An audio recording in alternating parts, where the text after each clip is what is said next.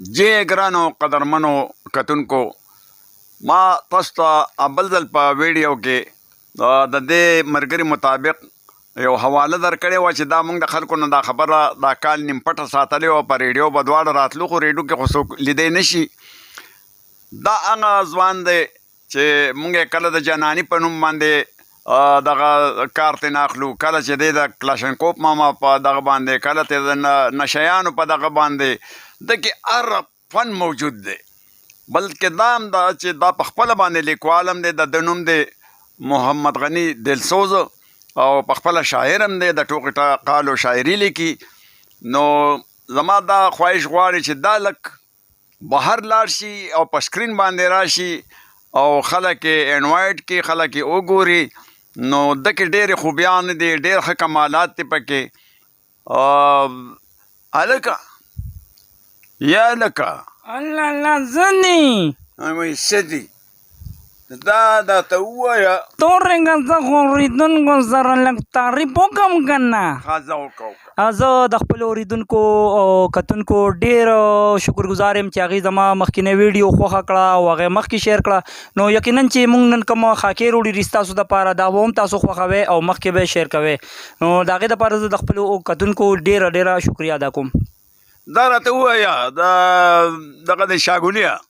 لالا ولې وی نننی اخبار څه شو نننی اخبار خو لالا زه د پرون نه ګورم او نشته پرونه داسې ګورې او نشته نشته او که نه نه خو پرون د پرون سره تلې زه ته نننی اخبار یادوم نو خو هم ګورم نشته که نه پرونه داسې ګورې پرونه داسې ګورم نشته یاره ماله خو تا په دې مری در کو والله نو زما په دې سر باندې درد یو کار نه کوو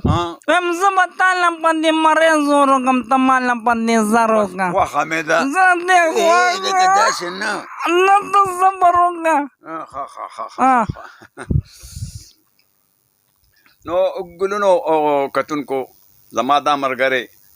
زه خو میراوس یم تاسو خو ما د پخوا نه د 50 کالو نه مخکې اورئ راوړئ په کله په ټي وي او کله په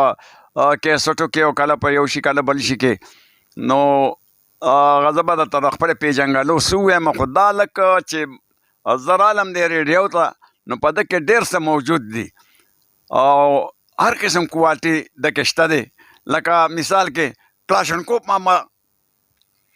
بالکل خوره یو همداسې کار وکړه زه د حجرې ته ورځم ما پسې خو لږ د کلاشنکوف راوړه وایي ماماجي نو ته حجرې ته ورځې که مېلمانه ورځې چې تا پسې کلاشنکوف در وړم غلی کښېنه منونه دې سره لږ د سړي روبټاپ جوړي او د جناني په شکل کې چې راځئ علم دې مجاهد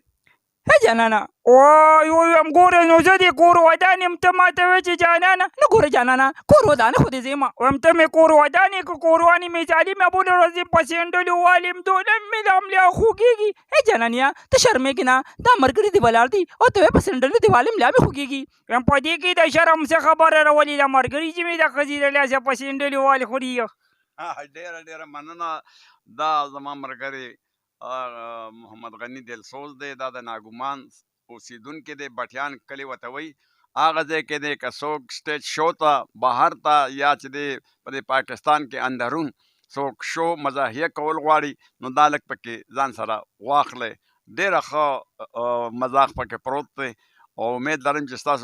ستاسو سټیج والا څه چې کتونکي بیا ډېر زیات خوښ کړي ډېره مننه مهرباني ډیره مننه لالا چې تاسو زما دومره تعریف کوئ او زما دومره پروګرامونه خوښوئ نو یقینا چې زما اورېدونکي به هم زما پروګرامونه خوښوي او انشاءالله دې دپاره به وخت په وخت باندې موږ نوي نوي پروګرامونه نوي نوي خاکې وړو او ډیره ډیره مننه شکریه د الله په امان